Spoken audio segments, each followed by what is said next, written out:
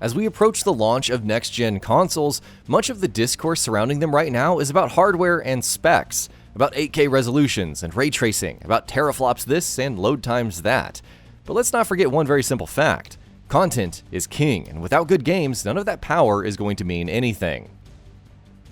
Thankfully, it doesn't look like the PS5 and the Xbox Series X are going to be starved for games. In fact, it even looks like, unlike with the PS4 and Xbox One, there will not be a period right after launch where we're not really getting much more than middling releases. Even though very few games have been officially confirmed for next-gen so far, we can still see that the immediate future is looking quite good for the 9th console generation. In this feature, we'll be talking about a couple of games that have been confirmed as next-gen launch titles, as well as quite a few games that are likely to be launch titles for the PS5 and/or Xbox Series X. Of course, when we say likely, we're also admitting that they're not locks for next-gen launch either. Some of them might indeed end up being launch titles, while many of them may not. So with all of that out of the way, let's get started, beginning with the two games that have already officially been confirmed as launch titles for next gen. Halo Infinite. History repeats itself. On November 15th, 2001, Microsoft and Xbox entered the console market with a little RTS turned first-person shooter named Halo, and they changed the industry forever. Nearly 20 years later, this holiday season, the Xbox Series X will be released with Halo Infinite as a launch title. Admittedly, things are different for both Halo and Xbox this time. Halo is coming off of what was probably its worst game to date, while Xbox is coming off of a rocky console generation. Even still, there's a refreshing sense of optimism surrounding both, with 343 Industries and Microsoft looking determined to get things back on track. If Halo Infinite turns out to be as good as everyone is hoping, there's no telling how much good that will do to the Series X. Only one need to look at a very similar situation concerning the Switch in The Legend of Zelda Breath of the Wild in 2017 to get a sense of how much an excellent launch title can really help a console at release. Godfall. The way in which the PS5 has been revealed to the world has been very unconventional, with Sony choosing to reveal details about its hardware and its logo in somewhat muted fashion. But we still do know plenty about the console already, such as one of its launch titles. Godfall is a co-op action RPG, but is being described by Counterplay Games as a looter slasher. And even though there's plenty we don't know about the game yet, it looks like an interesting prospect, especially because of its focus on melee combat. BLUEPOINT Games' next project. We've been hearing about BLUEPOINT Games' next title for a while now. Shortly after the launch of Shadow of the Colossus on the PS4, BLUEPOINT started teasing its next project, another remake that the studio said was going to be even bigger in scale than the aforementioned game. Since then, multiple leaks and rumors have suggested that the game is going to be a reimagining of the beloved 2009 PS3 title, Demon's Souls, to the point where it's all but confirmed now. BLUEPOINT has also confirmed, not teased this time, that their next game will be a PS5 title. Now all that we need to know for sure is if it will be a launch title as well, and if there's that 1 in a million chance that this is actually a Metal Gear Solid remake. Forza Motorsport 8.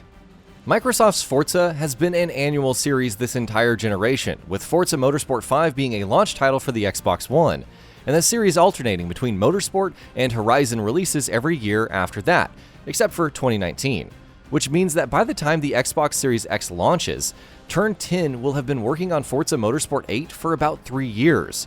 Not being a launch title for the system seems very, very unlikely. Horizon Zero Dawn sequel. Horizon Zero Dawn is easily one of the best new IPs a Sony first-party studio has made in a long, long time. Guerrilla Games was working on the 2017 title for about 6 years before it was ready to launch, but I think it's safe to assume the sequel probably will not take as long. For starters, making a sequel is obviously shorter work than kickstarting a new IP, because a lot of the groundwork has already been done, while this time Guerrilla doesn't have to make a new engine either. While the collaborative contributions made to Decima by Kojima Productions are also bound to be invaluable. Of all current major Sony first-party franchises, Horizon looks the likeliest to have a launch title present at PS5's launch. Guerrilla Games multiplayer shooter. 2018 saw Guerrilla Games moving into a new office and undergoing a major expansion, with their primary goal being able to work on multiple projects simultaneously, and to put out games more quickly.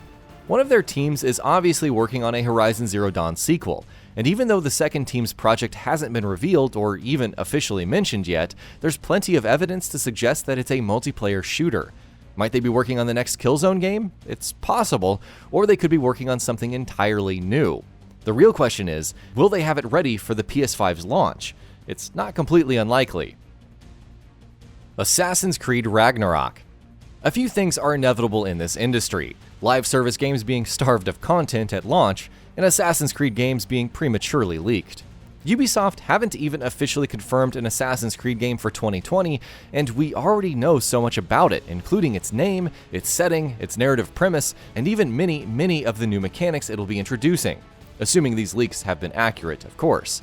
Said leaks have also claimed that the game, allegedly called Assassin's Creed Ragnarok, will be a cross-gen title releasing at the end of the year. So yeah, even though we've yet to hear anything official about it, it's looking very likely that we'll be playing a massive open-world Vikings Assassin's Creed title later this year on next-gen consoles. Call of Duty 2020.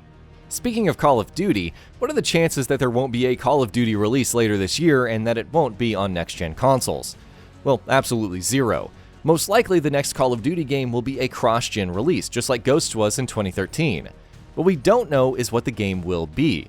Reports have suggested that due to internal issues at Sledgehammer, Treyarch had to take over development and are working on the next Black Ops game, which will supposedly have a single-player campaign this time. Either way, we won't have to wait too long to find out. Batman Arkham Legacy. Speaking of games that are all but confirmed, it's a wonder why WB Games Montreal are even bothering with the cryptic teases anymore.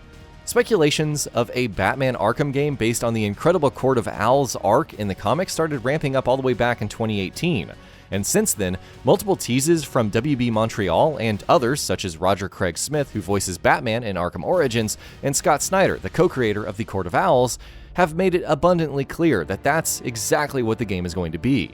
WB Montreal's teases have only grown in intensity in recent weeks, and an imminent reveal looks likelier each day.